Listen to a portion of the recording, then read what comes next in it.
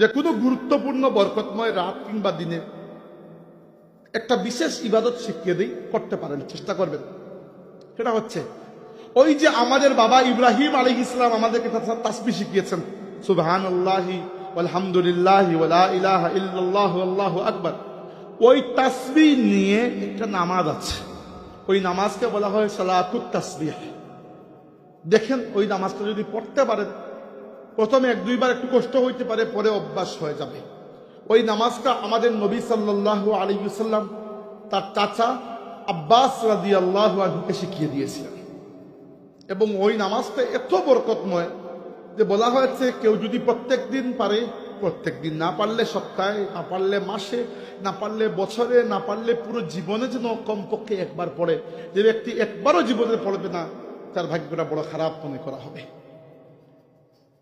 ওই নামাজটা আসলে এত কঠিন নয় যেভাবে আমরা মনে করি, দূরে সরিয়ে রাখি। 4 রাকাত নামাজ, 2 রাকাত করে পড়লেন। কোনো বর্ণনা আছে যে 4 রাকাত একসাথেও পড়া যায়, কিন্তু 4 রাকাত একসাথে পড়ার দরকার নেই, 2 রাকাত করেই পড়েন। নর্মালি ফরজ ছাড়া অন্য কোনো নামাজই একসাথে 4 রাকাত পড়া হয় না, 2 রাকাত করে পড়বেন। কিভাবে পড়বেন আমি ছোট্ট করে নিয়মটা শিখিয়ে দিই।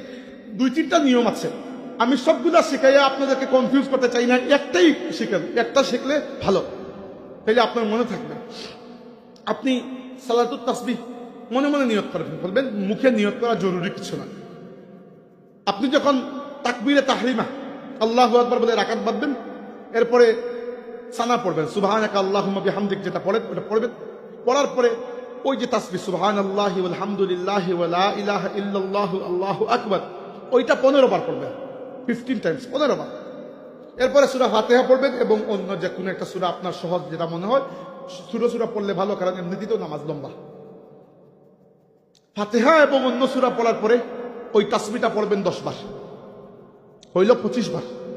এরপরে আল্লাহু আকবার বলে রুকুতে যাবেন, রুকুর তাসবিহ পড়বেন সুবহানা রাব্বিল আযীম 3 বার। পড়ার পরে ওই যে তাসবিহ সুবহানাল্লাহি ওয়াল হামদুলিল্লাহি ওয়া লা ইলাহা ইল্লাল্লাহু আল্লাহু আকবার, ওইটা পড়বেন আরো 10 বার, তাইলে হইল 35 বার। তাড়াবেন সামি আল্লাহু লিমান হামিদা বলে সোজা হয় হাত ছেড়ে দাঁড়িয়ে পড়বেন আরো 10 বার, হইল 45 বার। এরপরে আল্লাহু আকবার বলে রুকুতে যাবেন, সেজদাতে যাবেন, সেজদায় গিয়ে সেজদা তাসবিহ পড়বেন সুবহানা রাব্বিয়াল আলা, এটা পড়তেই হবে 3 বার। পড়ার পরে ওই যে তাসবিহ সুবহানাল্লাহি ওয়াল হামদুলিল্লাহি ওয়া লা ইলাহা ইল্লাল্লাহু আল্লাহু আকবার পড়বেন আরো 10 বার, হইল 45 বার, 55 বার। আচ্ছা, তারপরে সেজদা থেকে 2 সেজদার মধ্যখানে যে বসি আমরা এভাবে বসবেন, বসে পড়বেন আরো 10 বার, হলো 65 বার। এরপরে দ্বিতীয় সেজদায় গিয়ে সেজদা তাসবিহ পড়ার পরে আরো 10 বার, হয়ে গেল 75 বার। এরপরে আল্লাহু আকবার বলে উঠবেন। দ্বিতীয় রাকাতে আর সানা পড়ার দরকার নেই, সানা একবারে পড়া লাগে। দ্বিতীয় রাকাতে উঠেই আপনি শুরু করবেন ওই তাসবিহ সুবহানাল্লাহি ওয়াল হামদুলিল্লাহি ওয়া লা ইলাহা ইল্লাল্লাহু আল্লাহু আকবার 15 বার, আবার 10 বার যেভাবে বললাম। 2 রাকাত পড়ে সালাম ফিরিয়ে নেবেন, পরে আরো 2 রাকাত পড়বেন। প্রতি রাকাতে 75 বার, 4 75 300 বার, বাস। প্রতি রাকাতে 75 বার, 4 75 300 বার।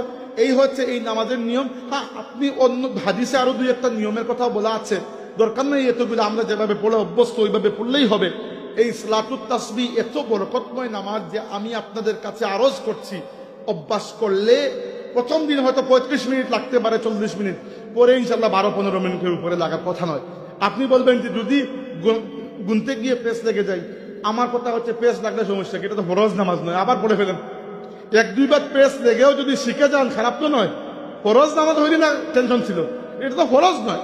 এজন্য এই নামাজের প্রতি আমি আপনাদের সবাইকে আগ্রহী করছি।